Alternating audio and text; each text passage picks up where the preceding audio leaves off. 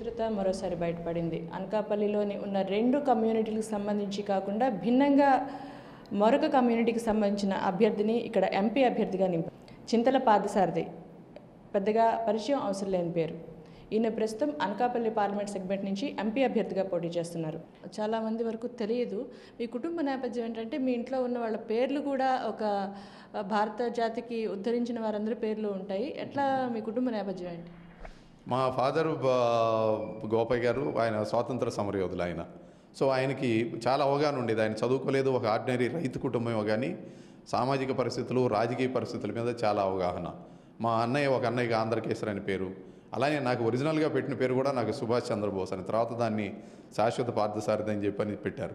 తమ్ముడి పేరు లాల్ బహదూర్ శాస్త్రి. అలానే మా మేనళ్ళు ఒకటి గాంధీ, ఒకటి నెహ్రూ. ఇట్లా అంటే వీళ్ళందరూ కూడా ఏంటంటే మా ఫాదర్కి మనం ఒక స్వాతంత్ర సమరయోధుల ఫ్యామిలీకి సంబంధించి ఈ దేశంలో మనం ఎవరైతే పనిచేస్తూ ఉంటారో, స్వార్థం లేకుండా పనిచేసేటటువంటి రాజకీయ నాయకులు ఎవరైతే ఉన్నారో వారందరితోటి, వాళ్ళందరి మీద చాలా ప్రేమ. వాళ్ళందరూ కూడా అలాంటి వాళ్ళే నా పిల్లలు కూడా కావాలి అని చెప్పని మా ఫాదర్ ఎప్పుడు అనుకుంటూ ఉండేవారు.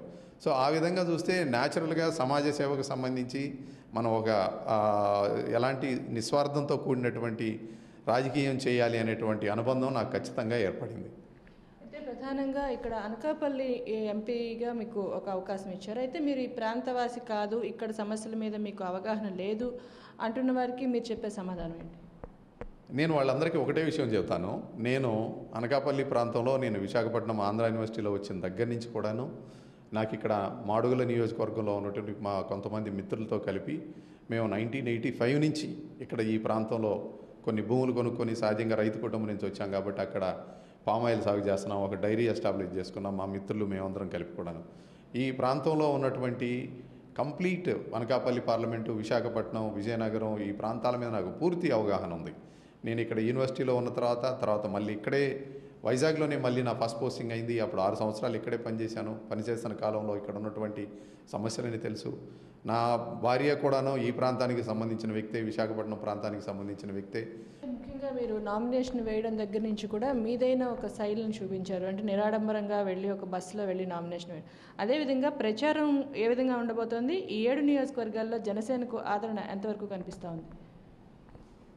మేము ఒకటే సిద్ధాంతం మీద ముందుకు నడుస్తూ ఉన్నాం. ఒకటి, పవన్ రావాలి, పాలన మారాలి అనేది మనం సిద్ధాంతంగా పెట్టుకున్నప్పుడు పవన్ కళ్యాణ్ గారు ఎందుకు రావాలి?